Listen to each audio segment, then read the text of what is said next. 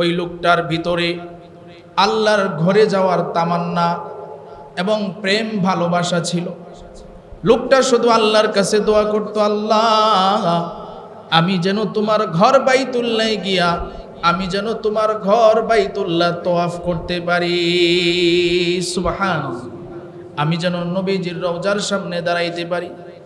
সে অল্প অল্প করে কিছু টাকা পয়সা জমাইয়া সে পায়ে হেঁটে রওনা দিয়েছে আল্লাহর ঘরে হজ করার জন্য। এখন যেমন বিমান আছে, এখন যেমন ডিজিটাল সুবিধা আছে, আগে তো এরকম ছিল না, কথা ঠিক কিনা বলেন? লোকটা আল্লাহর ঘরে পায়ে হেঁটে রওনা দিয়েছেন। পায়ে হেঁটে যাইতে যাইতে কাবা শরীফে পৌঁছে গেছে। কাবা শরীফে পৌঁছে আল্লাহর কাছে শুকরিয়া আদায় করেছে, আলহামদুলিল্লাহ। আল্লাহর ঘরের সামনে যখন গেছে সে নিজের আবেগ আর ধরে রাখতে পারে নাই, চিৎকার করে বলতেছে, আল্লাহ আমি তোমার ঘরে এসে পৌঁছেছি, আমার টাকা পয়সা নাই, আমার শরীরের কাপড়ও তেমন উন্নতি কাপড় না, ওগো আল্লাহ তুমি আমার হজকে কবুল করে নিও। আবেগে আল্লাহর কাছে বলতেছে। একজন ধনী লোক ওই গরিব লোকটার পাশে দাঁড়ায়া হাসতেছে আর বলতেছে, গরিব মানুষের জন্য নাকি আবার হজ আছে। ওই গরিব মানুষটা তখন বলে, শুনেন, গরিব মানুষের জন্য হজ নাই, তবে শুনেন আমার মনের ভিতরে সাহস আছে, আল্লাহর কাছে দোয়া করেছি, আমি অনেক কষ্ট করে এখানে এসেছি, আল্লাহর যদি ভালোবাসা পাই এটাই হচ্ছে আমার বড় সফলতা। আল্লাহু আকবার, এটাই হচ্ছে আমার বড় সফলতা। ধনী লোককে যখন এই কথা বলছি, ধনী লোক মাথা নিচু করে চলে গেছে। তখন ওই লোকটা যখন এরকম আবেগ নিয়া আল্লাহর কাছে দোয়া করেছে, আল্লাহ তুমি আমার হজকে কবুল করো, একজন আলেম স্বপ্নে দেখেছে ওই লোকের হজ আল্লাহ তাআলা কবুল করেছে। আমাদের মতো কত মানুষ এই টাইমে এই সময়ে রাস্তাঘাটে ঘোরাফেরা করতেছে। আমাদের মতো কত মানুষ হসপিটালের বেডের মধ্যে শুয়ে আছে। আমাদের মতো কত মানুষ জেলখানায় বন্দী হয়ে আছে। আমাদের মতো কত মানুষ আজকে দুনিয়া থেকেও বিদায় হয়েছে। কথা ঠিক না বেঠিক? আল্লাহ রাব্বুল আলামিন আমাদেরকে দয়া মায়া করে আল্লাহর ঘর মসজিদে আনছেন, এই জন্য আমরা আবারও শুকরিয়া আদায় করি, বলি আলহামদুলিল্লাহ। আমি আপনাদের সামনে সূরা তাওবার ৩৬ নম্বর আয়াত এবং সূরা আলে ইমরানের ৯৭ নম্বর আয়াতে কারিমা তেলাওয়াত করেছি। আল্লাহ রাব্বুল আলামিন যদি তৌফিক দেয়, এই আয়াত এবং হাদিসের আলোকে আপনাদের সামনে আলোচনা করার চেষ্টা করব ইনশাআল্লাহ। এখানে যারা উপস্থিত আছেন, গত সপ্তাহে আপনারা যারা আলোচনা শুনেছেন, এখন জিলকদ মাস, এই জিলকদ মাসের করণীয় বর্জনীয় বিষয়ে আলোচনা হয়েছিল। আল্লাহ রাব্বুল আলামিন 12টা মাসের মধ্যে 4টা মাসকে কোরআনে সম্মানিত বলেছেন। এর মধ্যে জিলকদ মাসটাও হচ্ছে একটা। আল্লাহ রাব্বুল আলামিন এই 4টা মাসকে কেন সম্মানিত করেছেন এরও কারণ আছে। এর কারণটা হচ্ছে আল্লাহ রাব্বুল আলামিন তার বান্দাদেরকে স্পেশাল কিছু দিতে চায়। সুবহানাল্লাহ। সব কিছুর মধ্যেই স্পেশাল থাকে। আল্লাহ আমাদেরকে স্পেশাল দেওয়ার জন্য এই 4টা মাসকে সম্মানিত করেছেন। গত জুমায় বলেছিলাম 4টা মাস হচ্ছে জিলকদ, জিলহজ, মুহররম আর রজব।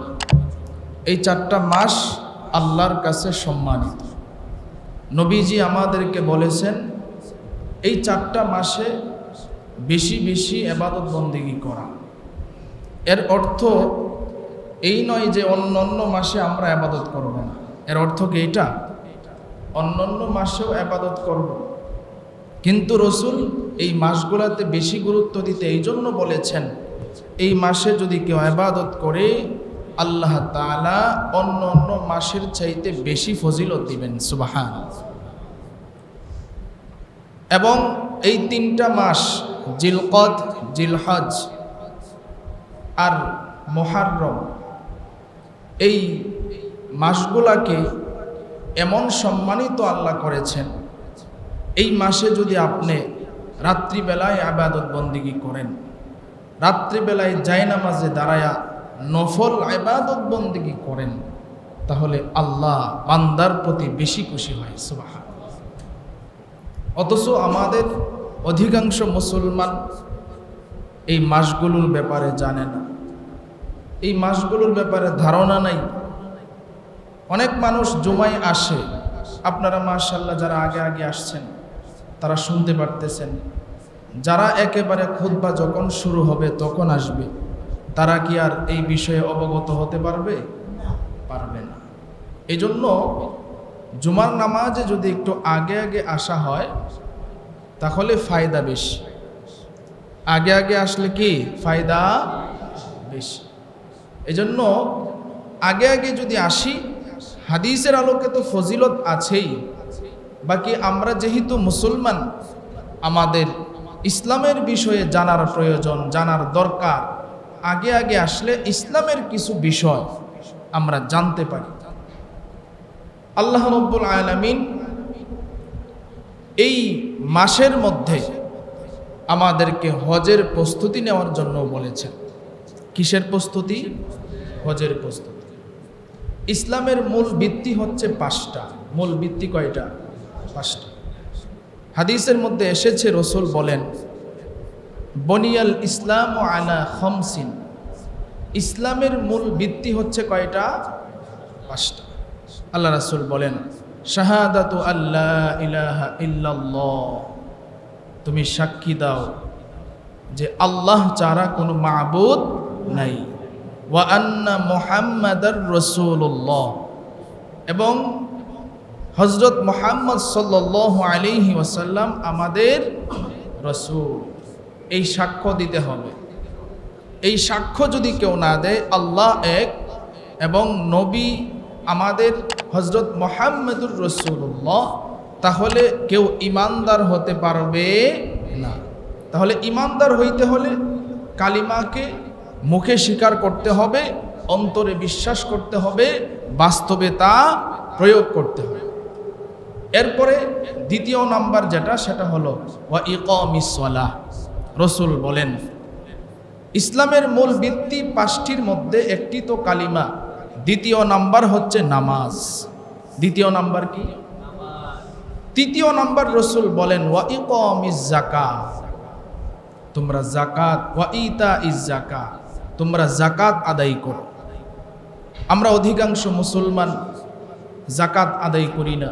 রমজানে এর বিস্তারিত আলোচনা হয় প্রতি বৎসর একবার। যাকাত যাদের উপরে ফরজ, অধিকাংশ মানুষ যাকাত দেয় না, যার কারণে যাকাত না দেওয়ার কারণে মালের মধ্যে বরকত হয় না, টাকা পয়সার মধ্যে বরকত হয় না। এরপরে রাসূল বলেন অসাউমি রমাদান, 4 নাম্বার হচ্ছে রমজান মাসের রোজা রাখা। রমজান মাসের কি রাখা? রোজা রাখা, যেই রোজা কিছুদিন আগেই আমাদের থেকে বিদায় নিয়ে গেছে। এরপরে রাসূল বলেন ওয়া হাজ্জিল বাইতি মানিস্তাতা ইলাইহি সাবিলা।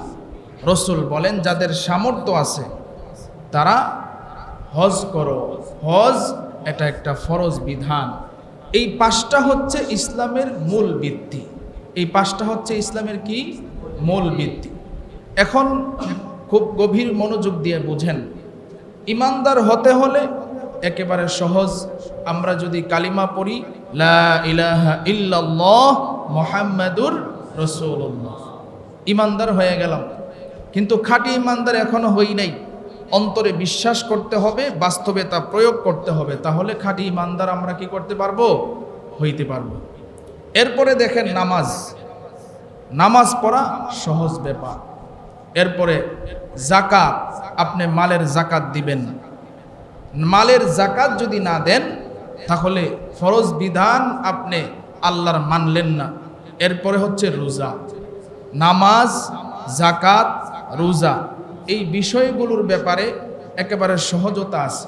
কিন্তু হজ 5 নাম্বার যে বিধান, এটা শারীরিক এবং আর্থিক দুটোটাই আছে এই ইবাদতের মধ্যে। এই ইবাদতের মধ্যে কয়টা জিনিস আছে? 2টা, শারীরিক এবং আর্থিক। আপনার শারীরিক সামর্থ্য থাকতে হবে, আর্থিক সামর্থ্য থাকতে হবে। হজ আমাদের উপরে কিভাবে ফরজ হয়েছে, আল্লাহ রাব্বুল আলামিন কিভাবে আমাদের উপরে হজ ফরজ করেছেন?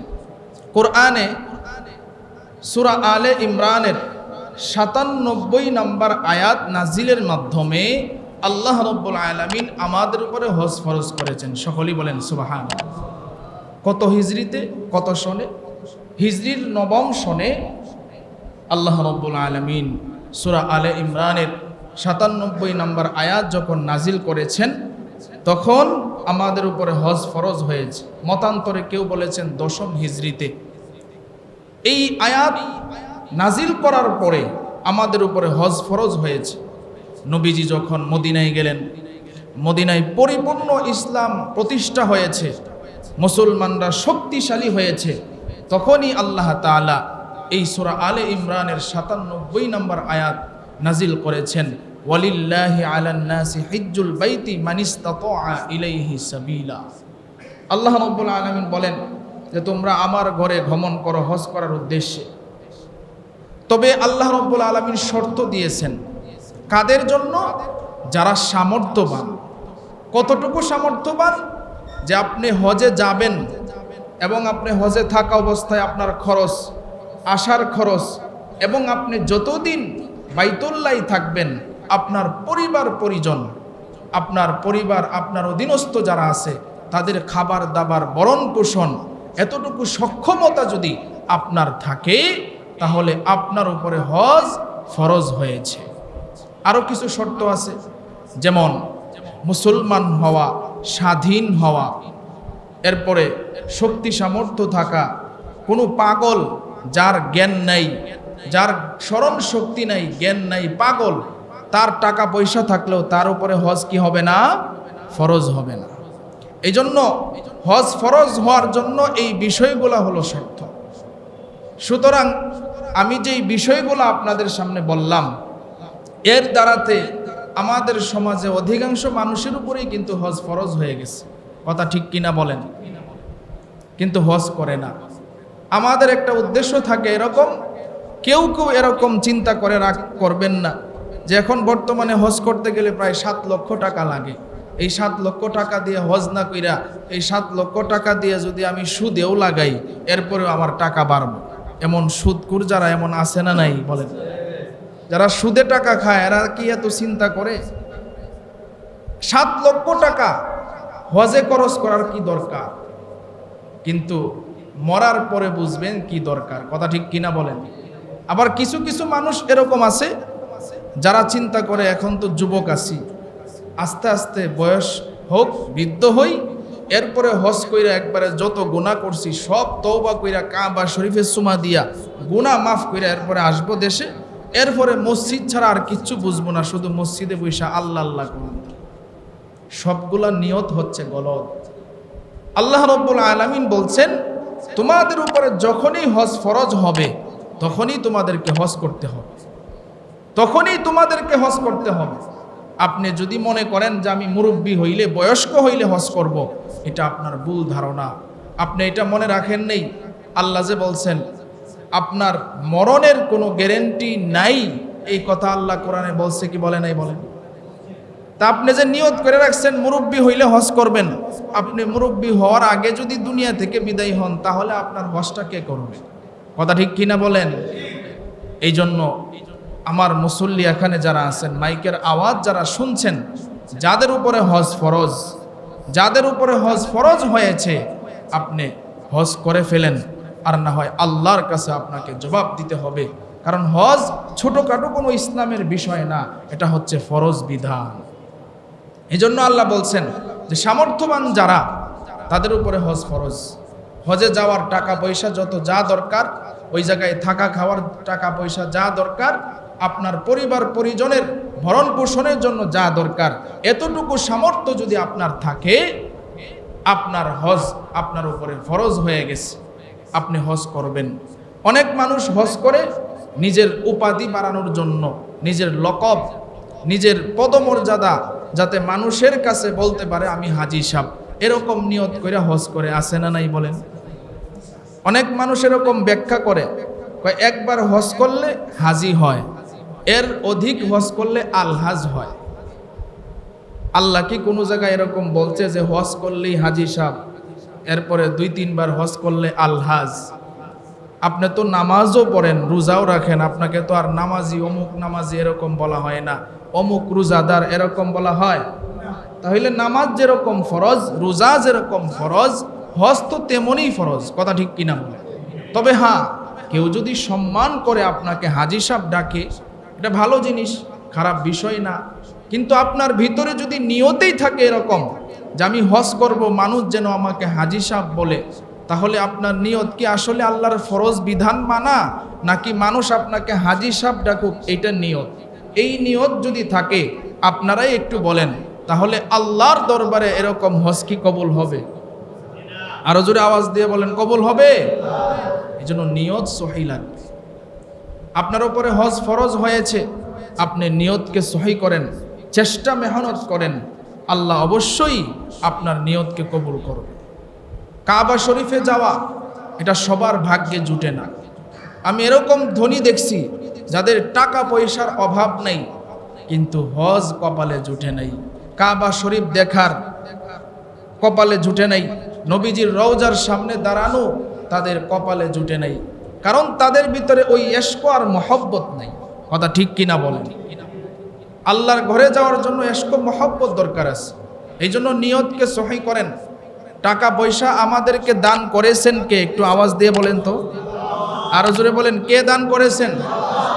আল্লাহ আপনাকে ধন সম্পদ দিছেন, আপনার উপরে হজ ফরজ হয়েছে, আপনি কেন কৃপণতা করেন? আপনি মারা গেলে আপনার সন্তানরা তো সব কিছু নিয়ে ভাগাভাগি কইরা আপনারই ভুলে যাইবে, পুরা বৎসর চলে যাবে, নিজেও নামাজ পড়ে না, আপনার জন্য 2 রাকাত নামাজ পড়ে দোয়াও করে না, কোনো হুজুরে নিয়েও দোয়া করায় না, তাহলে কার জন্য আপনি সম্পদ রাইখা যাইতেছেন একটু বলেন? এই জন্য মেরে মুহতারাম ভাই, রাগ করবেন না। আল্লাহর যে ফরজ বিধান এটা আপনি মানেন, আপনার নিজের ফায়দা হবে। এজন্য এই জিলকদ মাসটা হচ্ছে হজের প্রস্তুতি। আপনি হজের প্রস্তুতি নেন, আল্লাহর ঘরে গিয়ে আপনি হজ করেন। আল্লাহ রাসূল বলেন, কোনো ব্যক্তি যদি খাঁটি নিয়তে হজ করতে যায় এবং হজ শেষ করে যখন ফিরে আসে, একটা শিশু যখন মায়ের পেট থেকে জন্ম হয়, তার যেরকম কোনো গুনাহ থাকে না, যে হাজী সাহেব, যে হজ করনেওয়ালা ব্যক্তি এরকম খাঁটি নিয়তে আল্লাহর ঘরে যাবে, এরপরে আবার ফিরে আসবে, আল্লাহ তাআলা এরকম সদ্য শিশু যেরকম জন্ম হইলে তার কোনো গুনাহ থাকে না, যে হজ করে আসে তারও এমন গুনাহ থাকে না। জুড়ে বলেন সুবহানাল্লাহ। কত ফজিলতের কথা, কত বড় ফজিলতের কথা। এই জন্য আমাদের উপরে যাদের হজ ফরজ হয়েছে আমরা করব তো ইনশাআল্লাহ, আল্লাহ কবুল করুক। আর যাদের টাকা পয়সা নাই, বেশি বেশি আল্লাহর কাছে দোয়া করবেন, কারণ আল্লাহ টাকা ছাড়াও এরকম আল্লাহর ঘরে কত হাজী সাহেবরে হজ করাইছে। কথা ঠিক কিনা বলেন? আল্লাহর কত বান্দাদেরকে হজ করাইছে। বহু ঘটনা এরকম আমরা কিতাবের মধ্যে পাই। যেমন এক কৃষক, গরিব মানুষের কথা আসছে, ওই লোকটার ভিতরে আল্লাহর ঘরে যাওয়ার তামান্না এবং প্রেম ভালোবাসা ছিল। লোকটা শুধু আল্লাহর কাছে দোয়া করত, আল্লাহ আমি যেন তোমার ঘর বাইতুল্লাহ গিয়া, আমি যেন তোমার ঘর বাইতুল্লাহ তওয়াফ করতে পারি, সুবহানাল্লাহ, আমি যেন নবীজির রওজার সামনে দাঁড়াইতে পারি। সে অল্প অল্প করে কিছু টাকা পয়সা জমাইয়া সে পায়ে হেঁটে রওনা দিয়েছে আল্লাহর ঘরে হজ করার জন্য। এখন যেমন বিমান আছে, এখন যেমন ডিজিটাল সুবিধা আছে, আগে তো এরকম ছিল না। কথা ঠিক কিনা বলেন? লোকটা আল্লাহর ঘরে পায়ে হেঁটে রওনা দিয়েছেন। পায়ে হেঁটে যাইতে যাইতে কাবা শরীফে পৌঁছে গেছে। কাবা শরীফে পৌঁছে আল্লাহর কাছে শুকরিয়া আদায় করেছে, আলহামদুলিল্লাহ আল্লাহর ঘরের সামনে যখন গেছে সে নিজের আবেগ আর ধরে রাখতে পারে নাই, চিৎকার করে বলতেছে, আল্লাহ আমি তোমার ঘরে এসে পৌঁছেছি, আমার টাকা পয়সা নাই, আমার শরীরের কাপড়ও তেমন উন্নতি কাপড় না, ওগো আল্লাহ তুমি আমার হজকে কবুল করে নিও। আবেগে আল্লাহর কাছে বলতেছে। একজন ধনী লোক ওই গরিব লোকটার পাশে দাঁড়ায়া হাসতেছে আর বলতেছে, গরিব মানুষের জন্য নাকি আবার হজ আছে।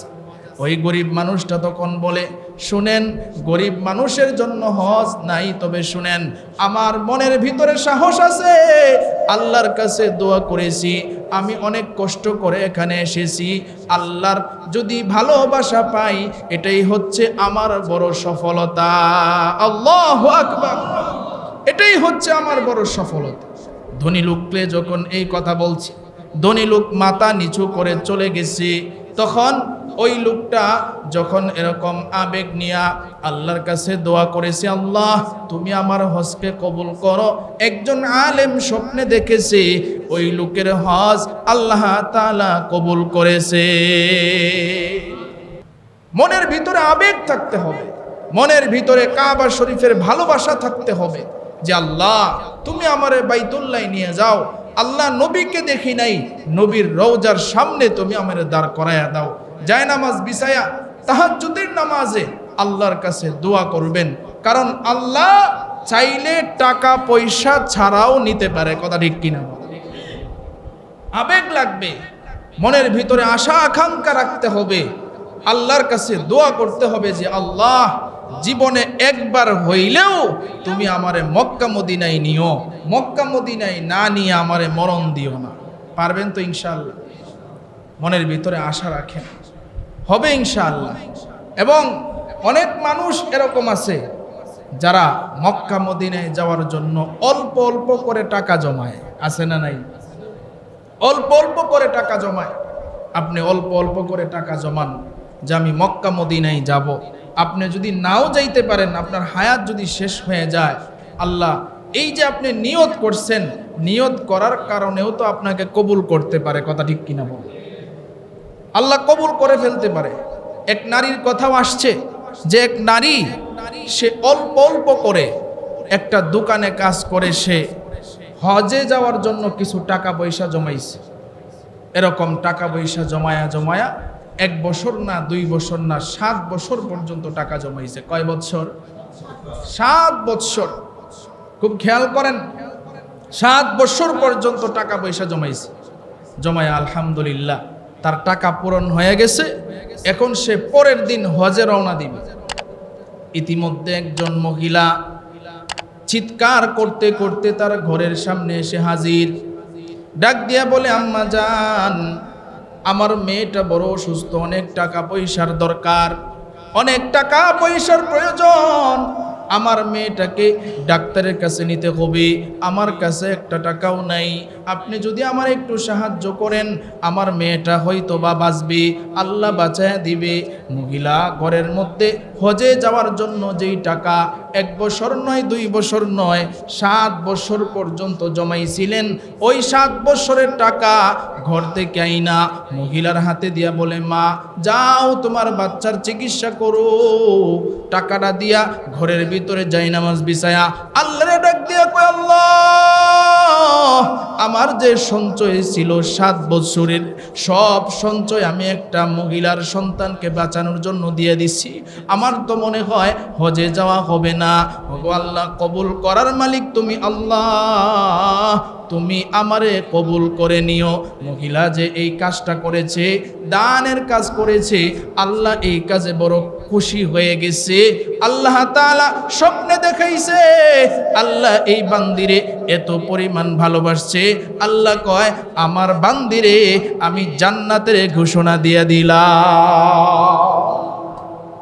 চিন্তা করেন আল্লাহ তাআলার কাছে কত দামি হয়ে গেছে, আল্লাহ তাআলার কাছে কত দামি হয়ে গেছে। এই জন্য হজ ফরজ হয়েছে। সূরা আলে ইমরানের 97 নম্বর আয়াত যখন আল্লাহ তাআলা নাজিল করেছেন, তখন আমাদের উপরে হজ ফরজ। হজ ফরজ হওয়ার পরে নবীজি আবু বকর এবং আলী রাদিয়াল্লাহু তাআলা আনহুকে মক্কায় পাঠাইলেন। পাঠায়া ঘোষণা দিতে বললেন। কি ঘোষণা? বলে যাও। আলী রাদিয়াল্লাহু তাআলা আনহুকে বললেন, তুমি যে ঘোষণা দিবা যে এখন থেকে কাবা শরীফ কেউ আর উলঙ্গ হইয়া তওয়াফ করতে পারবে না। উলঙ্গ হইয়া তওয়াফ করতে পারবে। আগে কাবা শরীফ উলঙ্গ হয়ে তওয়াফ করত, কাপড় থাকতো না শরীরে, উলঙ্গ হয়ে তওয়াফ করত। নবীজি আবু বকর এবং আলী রাদিয়াল্লাহু তাআলা আনহুকে পাঠায় বললেন, তোমরা ঘোষণা দিবা এখন থেকে আর কেউ উলঙ্গ হয়ে কাবা শরীফ তওয়াফ করতে পারবে না। দ্বিতীয় নাম্বার ঘোষণা দিবা, কোনো মুশরিক হজ করতে পারবে না, কোনো মুশরিক এই কাবা ঘরে আসতে পারবে না। এই দুইটা ঘোষণা নবীজি দেওয়াইলেন। এই জিলকদ মাসে নবীজি হাদিসের মধ্যে আছে 4টা উমরা করছেন। কয়টা? 4টা উমরা। 4টা উমরার মধ্যে একটা উমরায় নবীজি রওনা দিছিলেন, তবে বাধাগ্রস্ত হইছেন, যাইতে পারে নাই। এই 4টা উমরা, 4টা উমরার 3টা উমরাই নবীজি জিলকদ মাসে করেছেন। জুড়ে বলেন সুবহানাল্লাহ। এই জিলকদ মাস, এখন যে জিলকদ মাস চলতেছে, সর্বপ্রথম হজ ফরজ হওয়ার পরে নবীজি হজ করেছেন, যেটা আমরা সকলেই জানি, যেই হজের নাম হচ্ছে বিদায় হজ। কি হজ? বিদায় হজ। এটাই নবীজির জীবনের একমাত্র হজ এবং এটাই নবীজির জীবনের শেষ হজ। এটা নবীজি বিদায় হজ করেছেন। এই হজ যাদের উপরে ফরজ হয়, দেখেন এটা তো একটা খুশির ব্যাপার। অনেক মানুষের টাকা পয়সা নাই, আর আল্লাহ আমাকে টাকা দিয়েছে, আমি মুসলমান হিসেবে, ইমানদার হিসেবে আমার মনের ভিতরে একটা খুশি কাজ করার দরকার ছিল যে আল্লাহ আমাকে হজে যাওয়ার সামর্থ্য দিয়েছে, আমার তো তাড়াতাড়ি হজে যাওয়া দরকার ছিল। কিন্তু আমরা যারা এরকম হজ ফরজ হওয়ার পরেও হজে যাই না, আমাদের মতো কপাল পোড়া আর কেউ হতে পারে না। কথা ঠিক কিনা বলেন? এই জন্য জিলকদ মাসের আরেকটা করণীয় হচ্ছে হজের প্রস্তুতি। রসুল বলেছেন এই জিলকদ মাস হজের প্রস্তুতি। এই জন্য যাদের উপরে হজ ফরজ হয়েছে, আমরা হজের প্রস্তুতি নিব, আমরা হজ করতে যাব। মনে করেন অনেকের টাকা পয়সা হয়তো বা ওই পরিমাণ হয় নাই, যে পরিমাণ হইলে আমার উপরে হজ ফরজ হইতো, কিন্তু কাছাকাছি হয়েছে, কাছাকাছি হয়েছে। আমি যদি এখন থেকে প্রস্তুতি নেওয়া শুরু করি, হয়তোবা সামনের বৎসর এরকম হজের মৌসুম আসার আগে আগে আমার কাছে পরিপূর্ণ টাকা হয়ে যাবে। কথা ঠিক কিনা বলেন? আমি যদি প্রস্তুতি নেই, আমি যদি প্রস্তুতি নেওয়া অবস্থায়, নিয়ত করা অবস্থায় যদি মারা যাই, আল্লাহ রাসূল তো বলছেন ইন্নামাল আমালু বিন্নিয়াত, সমস্ত কাজ হচ্ছে নিয়তের উপরে নির্ভরশীল। হইতে পারে আল্লাহ নিয়ত করার কারণে আল্লাহ আমাকে ফজিলত দান করতে পারে। কথা ঠিক কিনা বলেন? আমি নিয়ত করি, আমি মনের ভিতরে নিয়ত করি যে আমি হজে যাব ইনশাআল্লাহ, আমি আল্লাহর ঘর দেখব, নবীজির রওজায় দাঁড়ায়া সালাম দিব, নিয়ত করি ইনশাআল্লাহ আল্লাহ কবুল করবে। কত মানুষ এমন আছে না, জীবনে স্বপ্ন দেখে যে আমি একটা ঘর বানাবো, এবং ঘর নির্মাণ করার পরে আবেগের সাথে মানুষের সাথে বলে যে আমি একটা ঘর করছি, 5 তলা একটা বাড়ি দিছি। শুধু বাড়ি দিছি তা না, ভিতরে আবার টাইসও করছি, এরপরে বাথরুম সহ টাইস, আবার প্রত্যেকটা রুমে অ্যাটাচ বাথরুম দিছি, প্রত্যেক রুমে এসি লাগাইছি, আমার ছেলেটারে ইটালি পাঠাইছি, আমার মেয়ের জামাইটা ইটালি থাকে। এরকম গর্ব করে কি করে না? হ্যাঁ, এটা একটা খুশির ব্যাপার, আপনি ঘর করছেন। কিন্তু মুসলমান হিসেবে, মুমিন হিসেবে আপনার এটাও খুশি হওয়ার দরকার ছিল যে আল্লাহ তাআলা আমার উপরে হজ ফরজ করছে, আমার হজে যাওয়ার সমর্থন হইছে। আপনি টাকা হইলে ঘর করতে পারেন, টাকা হইলে সব কিছুর ব্যবস্থা যা দরকার সব কিছু করতে পারেন, কিন্তু আপনার টাকা হইছে, আপনার উপরে হজ ফরজ হইছে, আপনি কেন হজে যান না? আপনি কেন হজে যান না? আল্লাহ যেদিন বলবে তোমার উপরে আমি হজ ফরজ করেছিলাম, তুমি কেন হজে গেলা না, তখন সেদিন কি জবাব দিবেন আল্লাহর কাছে? তখন তো আপনাকে জাহান্নামের আযাবে গ্রাস করবে।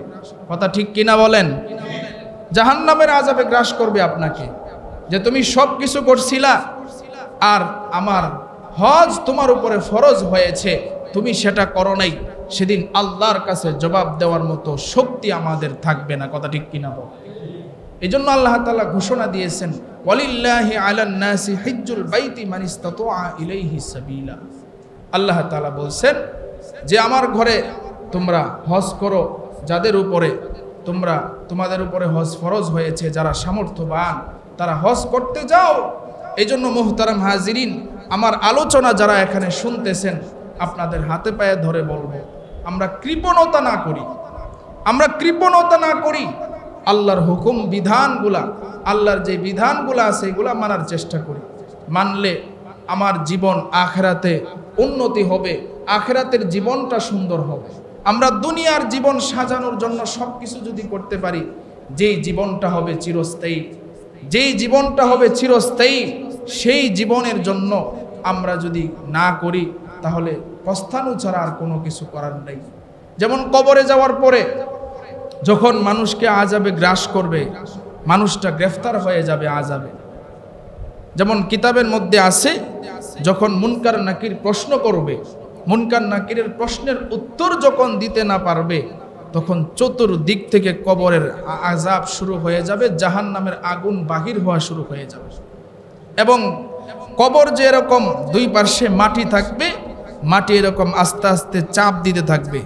যখন চাপতে থাকবে, রসুল এরকম আঙ্গুল দিয়া সাহাবায়ে কেরামদেরকে দেখাইছেন, দেখো এই যে আমার একটা আঙ্গুল আরেকটা আঙ্গুলের চিপাই যেমন ঢুকে, এরকম এক পাঁজরের হাড় অন্য পাঁজরের ভিতরে ঢুইকা যাবে, আর চিৎকার করতে থাকবে যে আমাকে তোমরা বাঁচাও, আমাকে আবার দুনিয়াতে পাঠাও।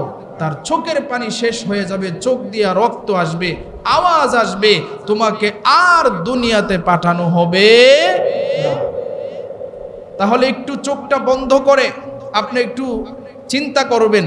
আপনি যখন বিছানায় ঘুমান, তখন চোখ বন্ধ করে আপনি একটু চিন্তা করবেন যে আমি এখন যদি মারা যাই তাহলে আমার সাথে কি কি হবে।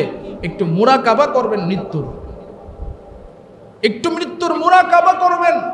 আমরা দুনিয়ার দিকে যেরকম বিমুখ হয়ে গেছি, দুনিয়ার দিকে যেমন লোভ লালসায় আমার অন্তর যেমন ঝুঁকে গেছে, আমি একটু এরকম মৃত্যুর মুরাকাবা করে চিন্তা করব যে আমার মরণ যদি এখন হয়ে যায় আমার কি হবে আমার। একটু চিন্তা ফিকির করবেন, তাহলেই বুঝে আসবে যে আখিরাতকে সুন্দর করার জন্য আমাদের কি কি করার দরকার। আমি প্রায় সময় এটা বলি যে আমরা অনেক মানুষ ইচ্ছা করলে নামাজ পড়তে পারি, কথা ঠিক কিনা বলেন? ইচ্ছা করলে নামাজ পড়তে পারি, কিন্তু আমরা ইচ্ছা করি না।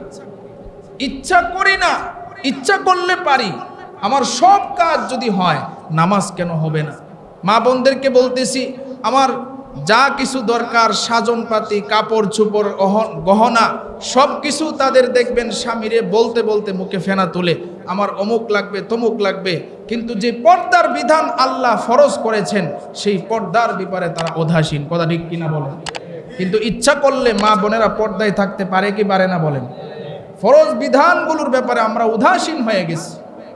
মৌলিক যে বিষয়, মূল যে বিষয়, এই বিষয়গুলা থেকে আমরা এখন দূরে সরে যাচ্ছি। আল্লাহর কাছে আমাদেরকে জবাব দিতে হবে। এই জন্য সময় একেবারে শেষ পর্যায়ে আল্লাহ রাব্বুল আলামিন আমাদের উপরে যে হজ ফরজ করেছেন, যাদের উপরে হজ ফরজ হয়েছে, আবারও বলছি, কাদের উপরে হজ ফরজ? যারা সামর্থ্যবান। কতটুকু সামর্থ্যবান? যারা মক্কায় যাবেন এবং ওই জায়গায় থাকা খাওয়ার আপনার যা দরকার, যা প্রয়োজন, এত পরিমাণ টাকা পয়সা, আসার টাকা পয়সা, আপনার বাড়িতে পরিবার পরিজন যারা থাকবে তাদেরকে ভরণ পোষণ, যতটুকু টাকা পয়সার দরকার এতটুকু যদি আপনার টাকা পয়সা থাকে, এরপরে আপনার ঋণ যদি না থাকে, কিংবা ঋণ থাকলেও ঋণ দিয়ে আপনার এতটুকু টাকা থাকবে, যেই টাকা আপনার মক্কা মদিনা থেকে আসার আপনার পরিবারের খাবার দাবার জোগানোর পরিমাণ টাকা আছে, তাহলে আপনার উপরে হজ ফরজ। আপনার উপরে হজ কি ফরজ? এই বিষয়গুলা খেয়াল রাখবেন। যাদের উপরে হজ ফরজ হয়েছে ইনশাআল্লাহ হজ করবেন। রাজি আছেন তো ইনশাআল্লাহ? আল্লাহ সকলকে কবুল করুক। ওয়া আখিরি দাওয়ানা আনিল হামদুলিল্লাহি রাব্বিল আলামিন।